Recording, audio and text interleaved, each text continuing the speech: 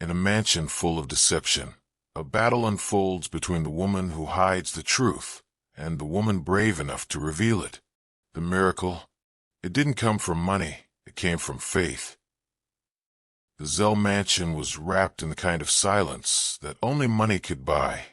Outside, the moonlight dripped across glass windows and marble tiles. Inside, every light was off, except the faint golden glow leaking from the grand staircase. Tasha stirred awake in the maid's quarters, her chest tightening with unease. Something wasn't right. She sat up, listening. Nothing. No footsteps. No voices. Just the distant hum of the pool filters outside. Then she heard it, a sound faint, broken, like a child's whimper. Her heart stumbled. She froze, straining to listen. Again, the sound came, this time sharper. A muffled cry followed by a heavy thud. Throwing on her robe, Tasha hurried down the corridor, her bare feet silent against the polished floor. The mansion she knew so well suddenly felt foreign, its shadows too deep, its silence too loud. She turned the corner and froze. Little Lily Zell lay sprawled on the floor, her pink dress wrinkled, her arm twisted unnaturally. A silk scarf lay nearby, torn and tangled beside her. Standing above the child was Casey Houston, the millionaire's glamorous fiancée. Her face pale, her hands trembling, eyes wide with the kind of fear that isn't born from guilt, but from discovery. Tasha's breath caught. "Oh my God, Lily." She dropped to her knees, lifting the limp child into her arms. Her pulse was faint, but there, behind her, footsteps echoed. Warren Zell appeared at the foot of the stairs, his face draining of color. "What happened?" he demanded. Casey swallowed hard, her voice cracking. She fell. "I told her not to run." But Tasha looked down again and saw the faint bruise around Lily's neck. Something inside her broke. That night, she didn't just save a child. She uncovered a secret that would bring an empire to its knees. Before we continue, don't forget to subscribe to the channel, like this video, and tell us in the comments where you're watching from. Now, let's dive back into the story. The morning sun never felt colder. Flashing red and blue lights danced across the Zell mansion's polished white walls like a cruel mockery of peace. News vans parked outside the wrought iron gates, reporters shouting questions Warren couldn't bear to hear. Yellow tape crisscrossed the grand front entrance like a warning not just to the public, but to the family within. Inside, the scent of roses from last night's engagement celebration still lingered, now tainted by antiseptic and fear.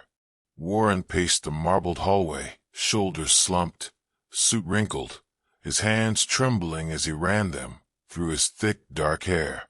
His lips moved in a silent prayer, again and again. "Please, Lord, let this be a nightmare. Wake me up, please." "I told them everything," Casey whispered sweetly, stepping beside him. Her voice was soft, almost fragile, but her hands were steady as she gripped his arm. "It was just a tragic accident. Poor Lily must have found something. I don't even know how it got there." She dabbed at her eyes with a lace handkerchief. Not a smudge on her face, not a tear out of place. The officers nodded politely as she recited the same story again, her voice trembling just enough to sound real.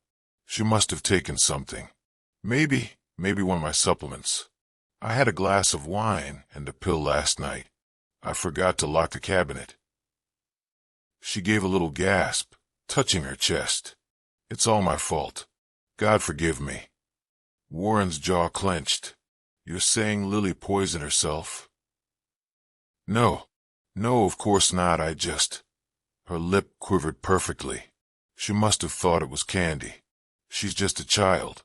Tasha stood across the room, arms folded tightly. The chaos blurred around her, but Casey's voice rang sharp and clear. Tasha's mind screamed at the inconsistency. Lily hated sweets. and she never touched what didn't belong to her. When it was her turn to speak, Tasha kept her voice calm, though her hands wouldn't stop shaking. I just put her to bed. She was fine and happy. She kissed me goodnight. Her throat tightened. Something happened after that. An officer glanced at her with narrowed eyes. "You're the nanny, correct? You've been here how long?" 3 years. Ever feel overly attached to the kids? Before Tasha could answer, Casey's voice cut in like a blade. She's always been well protective, obsessive even. She'd get upset when I corrected the children. But I understand. She doesn't have her own family. It was a whisper, but loud enough to pierce. Tasha's breath caught in her chest. Her eyes met Warren's, silently pleading. But he looked away. Hours later, when the house finally quieted, Tasha walked past Casey's open door and froze. The fiancé was on the phone, her voice hushed but urgent. It wasn't supposed to go this far. I just wanted her scared. Now to pause. I know what I'm doing. No one suspects a thing. Tasha backed away, heart pounding. In the soft carpet near the vanity, something caught her eye. A glint of glass. She knelt and picked it up. A tiny vial. Zalpumed. Her blood ran cold. She clutched the vial to her chest and whispered, "Lord, give me strength. They won't believe me, but I believe you brought this to light." The silence that followed wasn't empty, it was holy. But danger was growing, and the truth was only beginning to stir. The call came just after sunrise. Warren's phone rang sharp in the stillness of the study. His fingers fumbled to answer. Breath caught somewhere between hope and dread. "This is Mercy, General," the nurse said.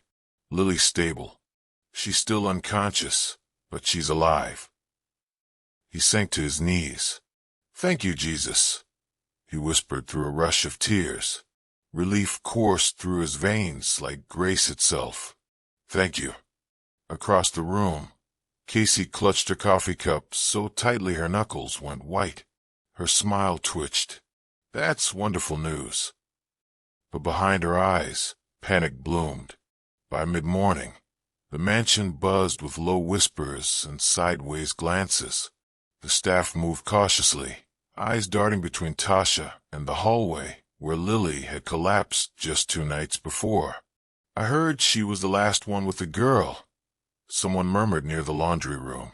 "She's always been a little too involved," another added, like she thought she was their mother. Tasha walked past, holding a tray, her head high but heart heavy. The weight of suspicion clung to her like smoke. She'd spent her life in this home, birthdays, bedtime stories, scraped knees, but now the air felt foreign, hostile, and Casey's lies were spreading like wildfire. In the solitude of her small upstairs room, Tasha turned the vial over in her hand. Zalpumed. It gleamed under the lamplight like a cursed thing. She thought about going to the police, but fear gripped her. Casey wasn't just a fiancé. She was practically royalty in this town. Warren's public partner. The grieving woman on every headline. Who would believe the maid? That evening, as she passed the great room, a flicker of orange caught her eye. She stopped. Casey knelt by the fireplace, feeding something into the flames. Tasha crept closer, just close enough to catch a glimpse of red-stained cloth.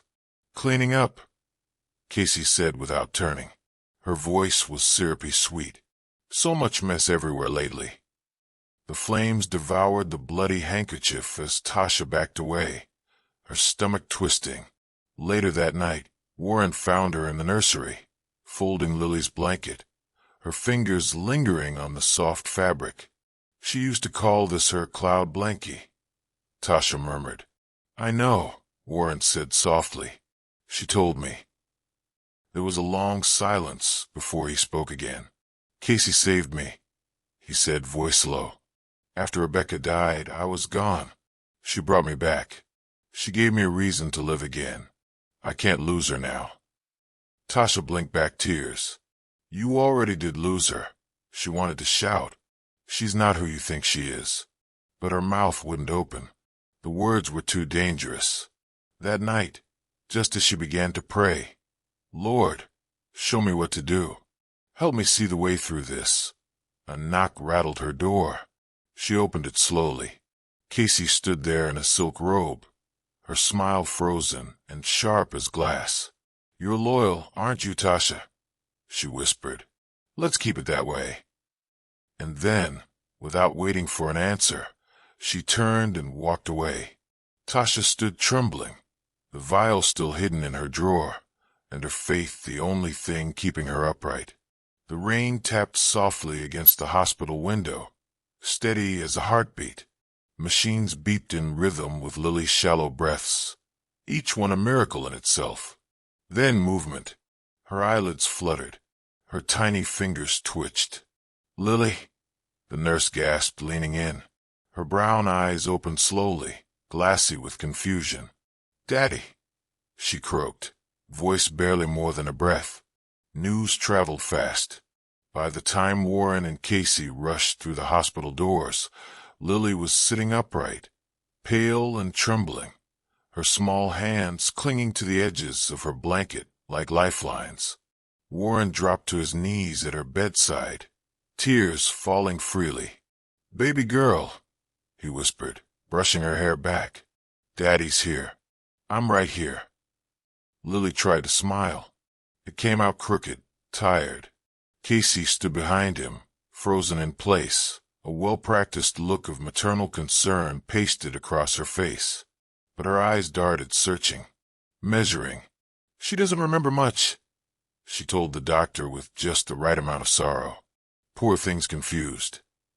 Tasha stayed behind to prepare the house, scrubbing down Lily's room, fluffing pillows, even baking her favorite cookies. It gave her something to do, something to pray over. Her hands worked, but her heart whispered nonstop, Lord, protect her. Hide her under your wings. Let no evil come near this child. Later that evening, the house was quiet again. Tasha cleaned the playroom, folding tiny sweaters, gathering scattered toys. The air felt heavy, like it was holding its breath. Then she heard it, a whisper, barely audible. She said I shouldn't wake up. Tasha turned, startled. Lily stood just behind her, clutching a stuffed rabbit, her face pale as moonlight.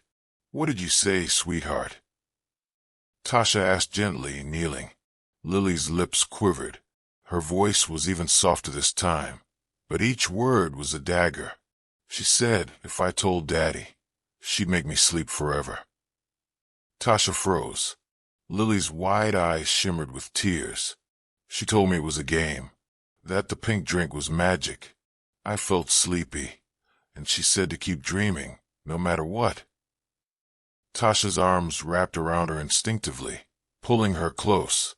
Oh, baby, I'm so sorry. Her voice cracked. You didn't do anything wrong. Lily buried her face into Tasha's shoulder. I want Mommy, not her. She's not Mommy. Tasha held her tighter, rocking gently. She could feel the child's fear like it was her own, and her soul cried out. Lord, she prayed, you brought the truth to light. Now give me the strength to protect her. Let no lie stand against her voice. Be her shield, because now the truth had a voice, and it was barely tall enough to reach the doorknob, but it remembered everything.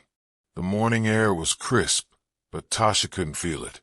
Every breath felt tighter than the last, like her ribs were closing in around her lungs.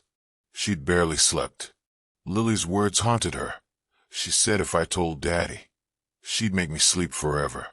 There was no more room for doubt. Casey wasn't just dangerous. She was evil wrapped in silk.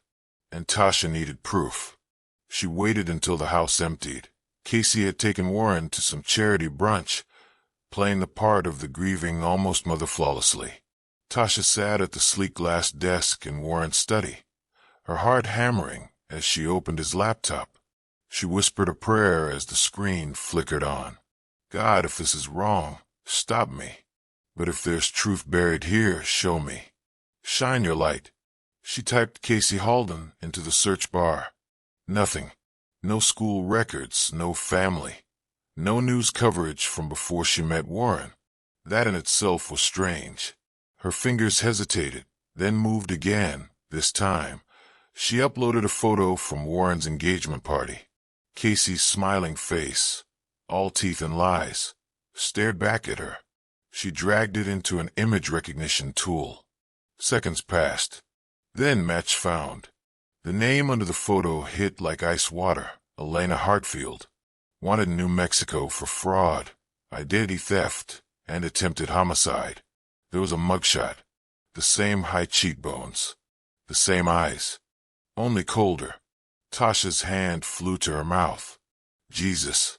She printed the file with trembling fingers, every instinct screaming to hide it.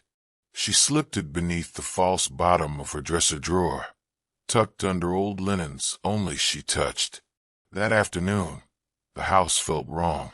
Still, watchful. She stepped out briefly to take Lily's medication call from the pharmacy. 20 minutes, no more. When she returned, her heart sank. Her room had been torn apart. Drawers flipped. Sheets yanked. The mirror cracked. Every hiding place emptied. And the file was gone. She stood in the doorway, frozen in place. Her pulse roared in her ears. Then she saw it, on the pillow. A single piece of white paper, folded in half. She opened it slowly. You shouldn't dig where you can't breathe. The words were typed. Cold. Precise. She sank onto the edge of the bed. The note clutched in her hands. Fear crawled up her spine, but beneath it, rising stronger, was a holy fire. She whispered into the silence, her voice shaking but sure. Lord, your word says, nothing is hidden that will not be made manifest. So let it be. Protect Lily, and give me courage. Outside her window, the wind howled. Inside her soul, the war had begun. The mansion that once echoed with laughter and light now pulsed with silent dread. It started small. House phones gone. Sent out for repair. Then the gate code changed without warning. By the week's end, 2 longtime staff members were dismissed for budget reasons. And Tasha, confined to the West Wing, to rest. Your nerves are shot, honey, Casey cooed one morning, placing herbal tea on her nightstand like poison in porcelain. We're all just so worried about you. Just breathe. Let me handle things. But Tasha wasn't fooled. Every smile from Casey came with a leash. And Warren he was unraveling. You've barely eaten, Tasha, he said one afternoon, eyes bloodshot. Casey says you're hearing things, seeing things. I don't know what's going on. Tasha reached for his arm. Warren, you know me. I would never hurt Lily. I would never. I don't know who to believe anymore, he whispered, stepping back. That night, the trap snapped shut. Tasha came back from folding Lily's laundry to find 2 officers in the foyer. Ma'am, we received a call. Possible emotional disturbance. Warren stood off to the side, pale and shaken. Casey clutched his arm, her voice trembling with just the right hint of fear. She's been unstable, hiding things. I found sleeping pills in her drawer. I don't take anything, Tasha said, heart pounding. Someone planted them. The senior officer raised a brow. That's a serious accusation. But the younger detective, no older than 30, with kind eyes and a furrowed brow, glanced around the room. Then he tilted his head toward the corner of the ceiling. Ma'am, he said, quiet enough for only her to hear. You've got a hidden camera in this room. High-end one, too. Looks like it's been here a while. Tasha blinked. What? He gave her a nod. If you've got nothing to hide, record everything. A moment later, the police left. No one was arrested. Not yet. But the tension in the house grew suffocating. That night, While Casey laughed softly from the bedroom down the hall, Tasha found the camera tucked above a bookshelf, barely noticeable. She stared at it for a long time, hands shaking. Lord, I can't run, and I won't stay silent. If you put this in front of me, you must be calling me to fight. So give me wisdom. Give me eyes to see and ears to hear. Make the truth louder than the lie. Tasha plugged in a second camera she had hidden in her closet for years, originally bought to watch Lily when she was a toddler. This time, it would watch Casey. The war for truth had begun, and Tasha wasn't going to lose. The call came just after midnight. Lily's vitals have dropped. She's not responsive, the nurse said urgently. Tasha's heart dropped. I'll go, Casey offered quickly, grabbing her coat before Warren could respond. It'll only upset Lily to see too many people. I'll call if there's news. Tasha stood in the hallway, frozen. She felt it in her bones. This wasn't right. Warren rubbed his forehead. Maybe it's best to let Casey. No, Tasha said softly. She didn't argue. She simply moved. 10 minutes later, crouched in the back of Warren's SUV, barely breathing beneath an old blanket, Tasha whispered her prayer. God, if this is the moment, don't let me miss it. Don't let her hurt that child again. The drive was short, but every turn felt like a descent deeper into darkness. At Mercy General, Casey walked through the late-night ward like she owned it.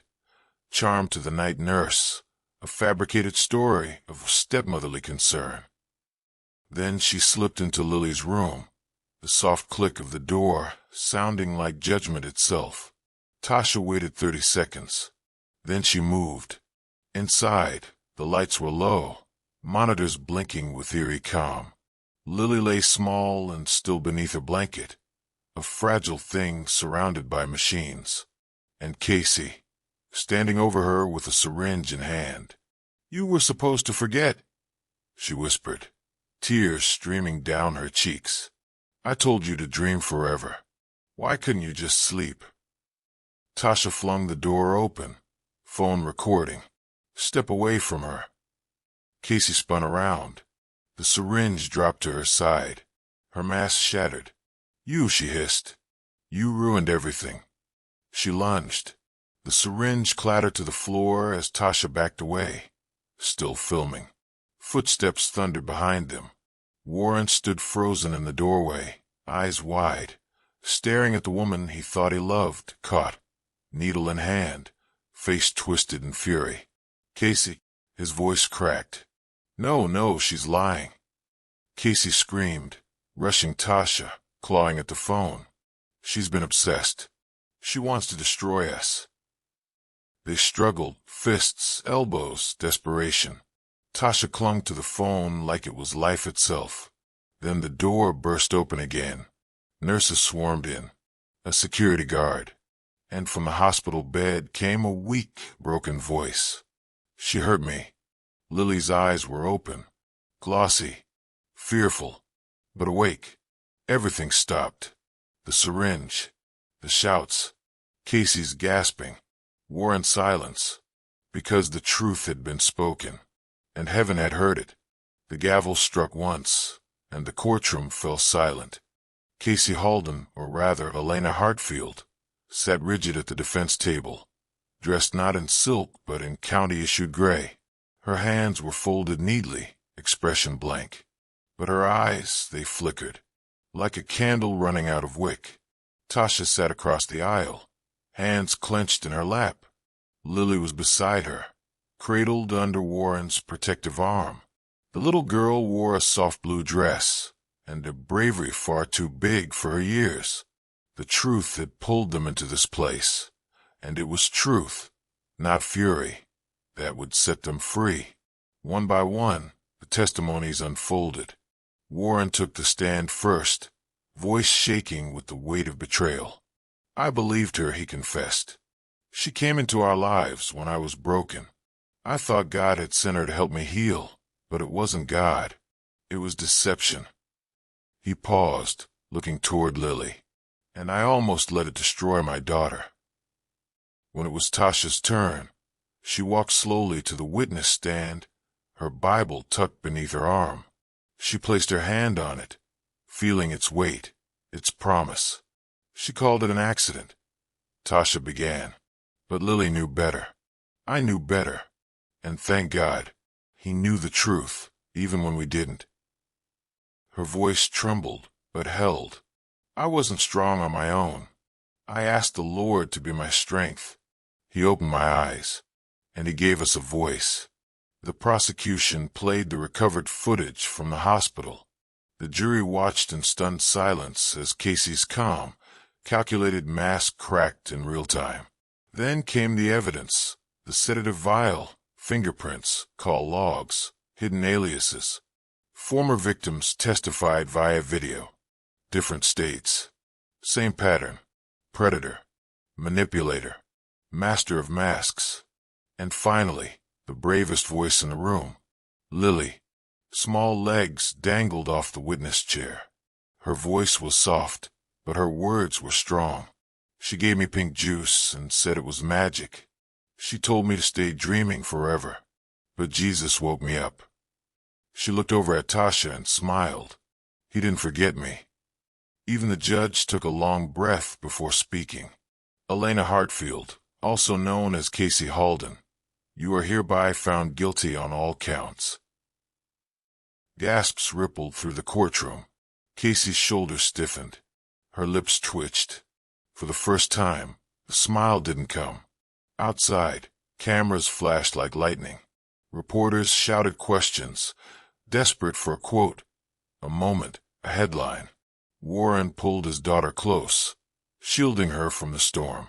And Tasha, now with peace in her eyes and fire in her heart, stepped forward.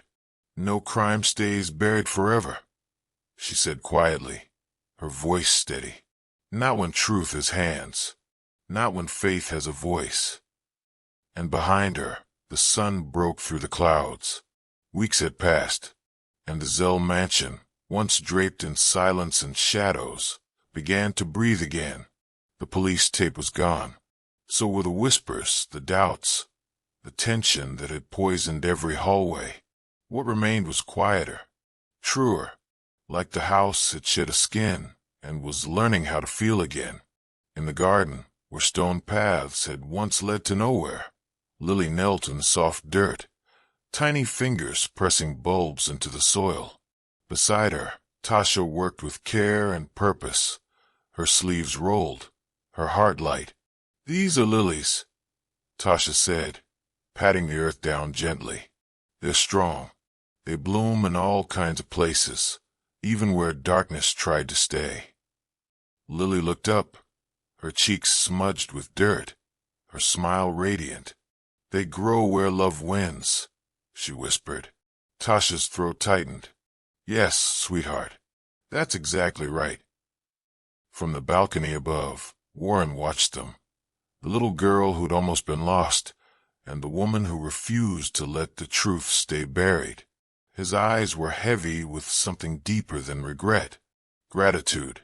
Later that evening, he met Tasha by the study fireplace, holding an envelope and something else, a ring of keys.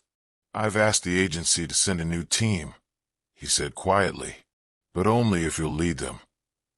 Tasha raised her brows. Me? I want you here, Warren said. Head of staff, guardian to the kids, family if you'll let us be. She looked down at the keys, the weight of them resting on her palm. So many doors, she thought, but no more secrets behind them. She nodded. I'll stay, as long as I can still cook pancakes on Saturdays. That night, the house was warm, gentle, like it had finally exhaled. Tasha knelt beside Lily's bed, brushing back a loose curl and whispering a prayer. Thank you, Lord, for light in the dark, for truth in the silence, for never letting her be alone. Not once. Outside, the wind stirred through the trees, but not with fear this time. It was soft, healing, the kind of wind that carried peace instead of secrets. The moon hung high above the mansion's white columns, just like the night this story began. But now the halls weren't hollow. The truth had a home, and Grace had won. Warren stood in the doorway, watching Tasha with quiet reverence. "A miracle," he said softly. Tasha smiled without turning. "No," she replied, tucking the blanket closer around Lily. "A maid who listened when no one else did." If this story reminded you that truth always rises and God always makes a way, don't forget to like the video, subscribe to the channel, and tell us in the comments where you're watching from.